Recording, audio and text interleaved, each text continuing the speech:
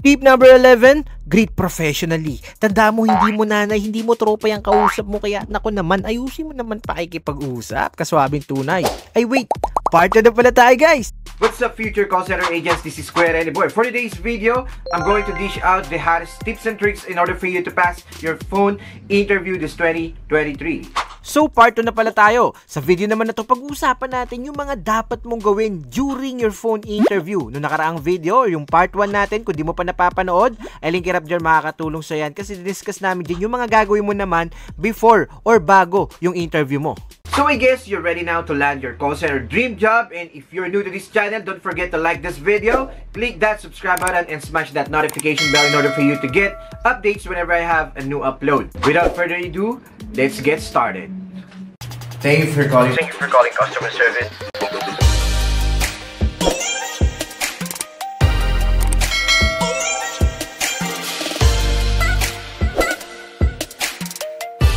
Welcome back to my channel guys. Itong video na to, phone interview tips naman, part 2, during your interview. Ano ba yung mga dapat mong gawin? Kung naalala ninyo sa part 1, pinag-usapan natin before your phone interview, yung mga dapat nyong gawin. Pero yon, survey muna tayo. Sino ba yung mga naniniwalang makakapasa sila sa mundo ng call center? Comment, yes I can, mga kaswabing tunay.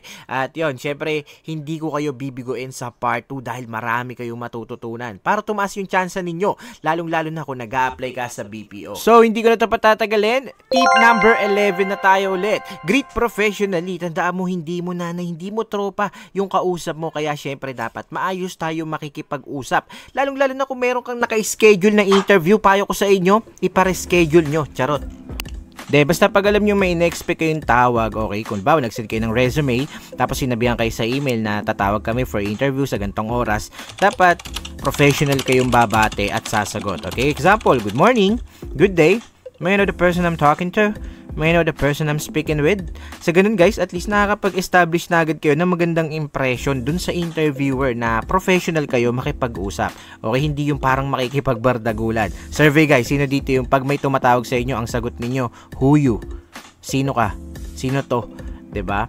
Okay lang rin naman 'yan kasi syempre ang impression ng interviewer di naman kilala kung sino kasi nga unknown number, 'di ba? Pero at least kapag ganyan yung sagutan ninyo, umpisang impression pa lang ng interviewer sa inyo, maayos na agad. And yung first name ng interviewer, napaka-importante. Lagi ninyong tatandaan at babanggitin yan throughout the interview. Tip number 12, smile while speaking. Alam nyo ba guys, study shows na kapag nakangiti daw tayo pag nakikipag-usap through phone interview, sobrang laki ng naitutulong nito sa confidence natin sa pagsasalita. Kumbaga parang nababawasan daw yung kaba natin, okay? At saka ang kagandahan nito, mas tunog joyful, okay? Mas tunog interesado ka para sa interviewer. Kumbaga yung dating sa kanya is masaya ka lang, parang hindi ka kinakabahan, at yun, tataas din yung chance na hindi ka mauutal-utal throughout your conversation. By the way guys, ini-invite ko pala kayong sumali sa Stitch It Up with VXI. Punta lang kayo sa TikTok account nila or i-click nyo yung link sa description sa baba. Valid yan hanggang October 2 at kahit sino, welcome sumali kahit hindi pa kayo call center agent. Pwede ka pang manalo ng Apple iPad na brand new, kaya ano pang inaantay nyo? Join na kayo guys. Sample lang to guys, pwede kayong gumawa ng sarili ninyong script para dito. Thank you for calling customer service. I'm in the zone. My name is Ren. How can I help you today? Hello? I need your help with your app. I'm not getting what I paid for. And the crowd goes wild. I'll be more than happy to assist. Can you tell me more about the issue? I can't access all the features. I've been a loyal customer and using your app for years, and now you're limiting what features I can use. I'm sorry to hear about the issue. May I have your full name and account number? Karen Smith. Got it. My account is 963852741. Please, I paid for this app and this is so frustrating. Oh guys, wait na lang namin yung entry mo ha. Tandaan mo, Apple iPad yan guys, kaya galingan ninyo. Kita-kits sa TikTok account ni VXI. Tip number 13, active listening. Kailangan guys, kapag nasa interview tayo, nakikinig tayo na maigi sa interviewer. Okay, pay attention to every details, to every questions na babanggitin nila. Kailangan na-address or nasasagot natin. Okay, kailangan hindi natin ipapaulit yung sinasabi nila kasi nakaka-intimidate sa mga interviewer kapag hindi tayo nakikinig. Tapos papaulit natin, ano ulit yung sinabi mo, ano ulit yung tanong mo, ganyan-ganyan. Kaya dapat, bawat detalye, bawat tanong ay nakikinig tayo na maigi sa interviewer. Isa rin to sa mga skills na kinakailangan para maging qualified ka na maging isang call center agent. Tip number 14, speak clearly and slowly. Okay, kapag nagsasalita kayo guys during your phone interview, make sure nyo guys na okay lang yung facing ninyo. Hindi sobrang bilis, hindi rin naman sobrang mabagal. Pero pag yung sinasabi kasi dito guys na slowly, ibig sabihin dyan, nabibigkas ninyo na maayos yung bawat words. Okay, yung bawat English words para hindi, ayun, para magets lang talaga ng interviewer yung gusto ninyong sabihin. Tandaan nyo guys, hindi basehan yung speed, okay, na magaling ka mag-English. Hindi nyo kailangan bilisan ang pagsasalita sa English, okay? Mas mabagal, mas malinaw, mas kaaya-aya yan sa pandinig ng mga interviewer during your phone interview. Itin ko guys ha, hindi nyo kailangan bagalan, pero dapat malinaw at sakto lang yung bilis, okay? Kapag nagsasalita kayo sa interview. Tip number 15, use polite words and professional language. Okay, polite words, kung baga kailangan magalang tayo sa pakikipag-usap, gumamit tayo ng word na may, please. Yan yung mga polite words para ang dating natin sa interviewer, magalang tayo.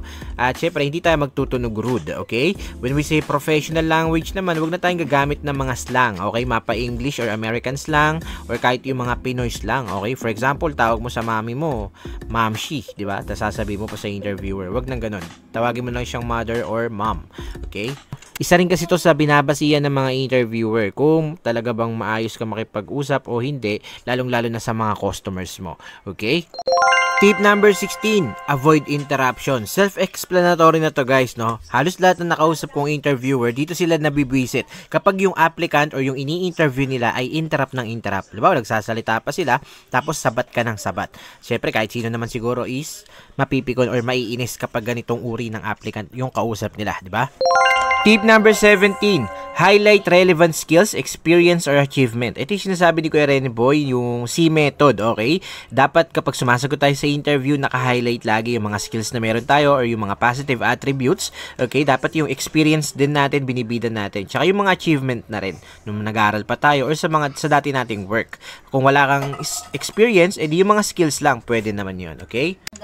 Tip number 18, address weaknesses thoughtfully. Okay? Halimbawa, kapag tinanong kayo ng interviewer, what is your greatest weakness? Okay? Di ba may mga ganyang question? Minsan pa, yung what are your strengths and weaknesses, mga ganyan, napaka-common yan. Pero ito laging tatandaan ninyo, kapag tinanong kayo ng interviewer at sinabi ninyo yung weakness ninyo, dapat palagi kayong merong backup na exercise or practices na ginagawa ninyo para ma-overcome nyo yung weakness na yon, okay? Na may ginagawa kayong paraan para mawala, para mag-improve kayo as an individual, okay? Next tip natin, napaka-importante nito. Ask questions guys. Every time na magsasabi yung interviewer, do you have questions for me? Ganyan. Dapat meron tayong naka-ready na itatanong sa interviewer. Okay? Aside kasi sa makikitaan ka ng interest sa trabaho, matutuwa yung interviewer kasi talagang gusto mong malaman yung nature ng job, yung description, ano bang ginagawa ng isang empleyado sa ganitong posisyon, ganyan. Nagkakaroon, mas lalawak pa yung idea mo. Okay? So yung expectation mo, magkakaroon ka ng mga mapipicture out mo kung ano yung mga ginagawa talaga ng isang empleyado dun sa posisyon na ina-apply mo, okay? Last but not the least, tip number 20, avoid negative talk. Wag kayong magbabanggit ng mga masasamang bagay, okay, tungkol sa dati mong company, about your previous company, previous colleague. Wag mong gagawin yan. Or kahit siraan sila, wag na lang, okay? Mas maganda kung puro positive na lang yung sasabihin mo. Kasi syempre, iisipin ng interviewer na pwede nyo rin gawin yan sa current company ninyo. Okay? Kaya, kung imbis na magsabi ka ng mga negative things about your previous company, sabihin mo yung mga bagay na nakatulong sa'yo na mag-improve, okay? Na ma-develop yung skills mo, na talaga nakatulong yung dati mong company para, ayun, mas gumaling ka pa sa kung sino ka man ngayon. Okay, so yun, iwasan natin ang pagsasabi ng mga negative things about your previous company at previous colleague. Okay?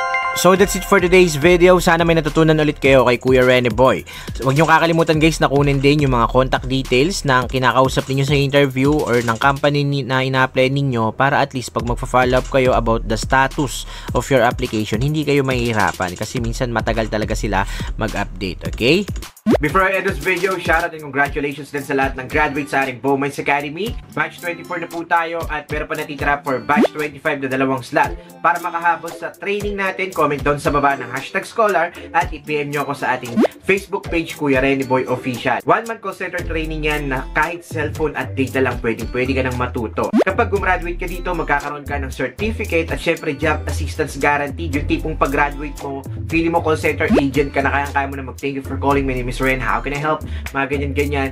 Lahat yan matututunan ninyo sa Bowmines Academy. At kahit baluktot pa yung dila ninyo sa pag-i-English, talagang mahahasa kayo dito kasi meron tayong ESL training kung saan mabuboost yung English communication skills ninyo. Kaya ano pang inaantay nyo guys, mag-comment sa baba ng #scholar at see you sa next batch ng ating online call center training sa Bowmines Academy. Shoutout sa lahat na nagpapashoutout dyan. God bless us all.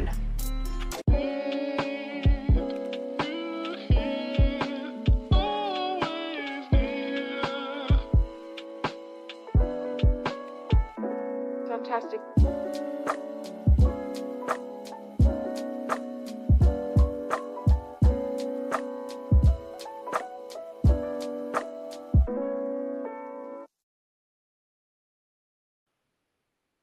All right. Good evening.